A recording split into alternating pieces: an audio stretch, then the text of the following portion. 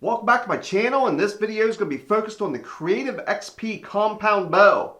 Now, I've had several requests of people asking me to do a year-end review, or at least after using this all season long.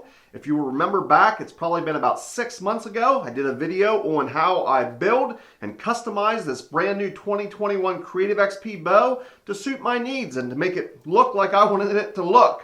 Now, I've used this bow all season long. We're about 6 months later and it's at least 70 degrees colder now. And I'm going to do an update and give you the pros and cons as I see it after using this bow for the entire season. I'm going to tell you the things I liked. There are a couple of things that did not work out so great that I had to change. I'm going to share those with you too.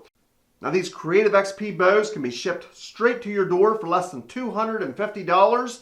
And in my budget bow build, if you remember, I changed a lot of things, but mainly cosmetic. Honestly, I wouldn't have had to do a lot of those changes, and I feel I could have been just as effective. But what fun would have that been? I wanted to customize my bow and ended up putting about $130 worth of accessories on it. Now, like the drop-away rest and the sight, were definitely a bit of an upgrade and better than what you would get with the original package. So I had a grand total of around $385, give or take, right the way you see it, and I was ready to go hunting.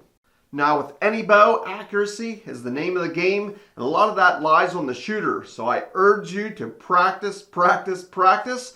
Become efficient with your bow. It doesn't matter if it's a budget bow or the most expensive bow in the market. You have to be able to shoot that, and you have to be able to shoot it accurately.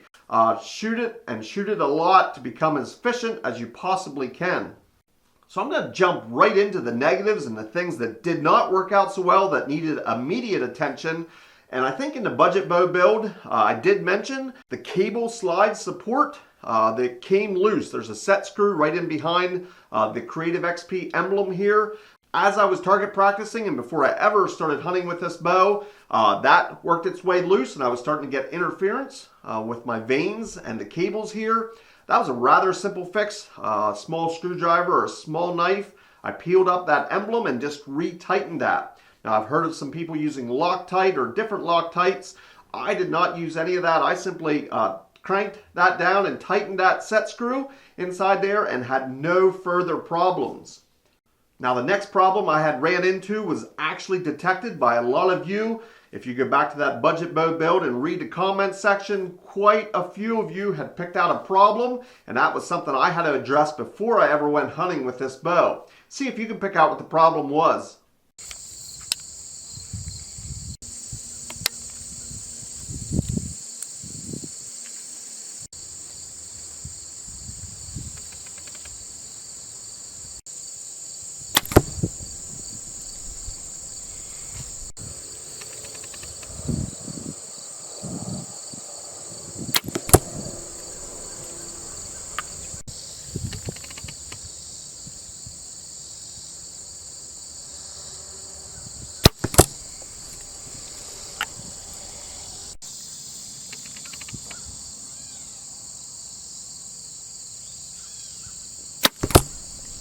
Well, you probably picked that out also. A noisy draw was definitely a problem. The cable slide was giving a lot of noise on every draw.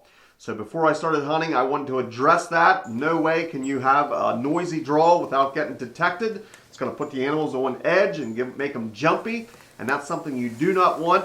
So I started addressing the noisy cable draw. I actually took off the original cable slide. It's made of a plastic or a poly of some sort. I used some rubbing compound, tried to smooth that out to make it as smooth and sliding just as easy as I could.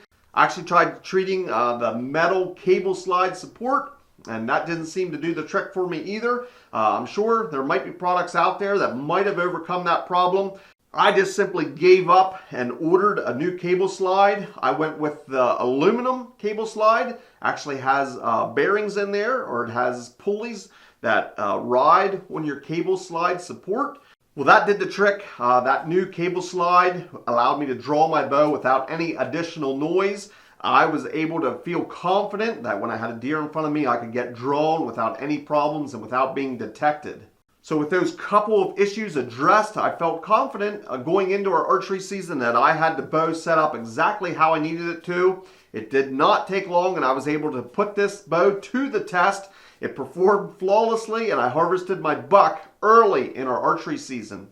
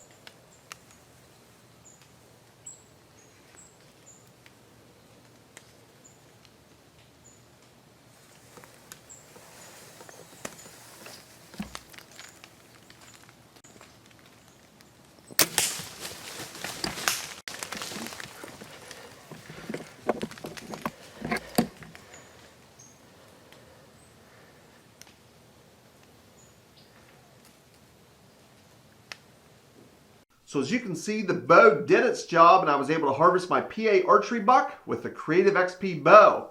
Now that was not the end of my season. I was blessed enough this year to hunt 2 different states, and I hunted for several months straight. This bow did hold up. It held up to the clanging and banging of the normal use that you would see, putting it inside of the case and out, any of the traveling that I did, up and down the tree, pulling it up with your bow rope, hanging it in the tree.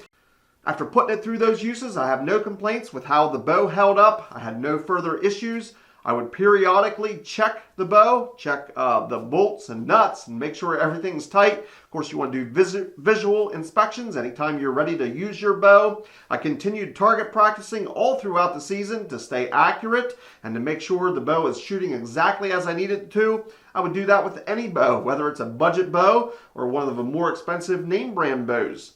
I am happy with how it held up, and it did perform well for me. So those were the pros and cons as I saw it after using this bow all season long. If you have questions or comments, I'd urge you to put them down in the comments section. I love hearing from you, and I try and get back to each and every one of you. I'll be putting a link down in the description to this bow. Again, do not hear me wrong. I'm not bashing any name brand bow or their price tags. But if you do want a budget-friendly bow, I'm confident this one can get the job done. So I'll have a link down in the description. Feel free to check it out if you're interested. I want to thank you for watching, and we'll see you in the next video.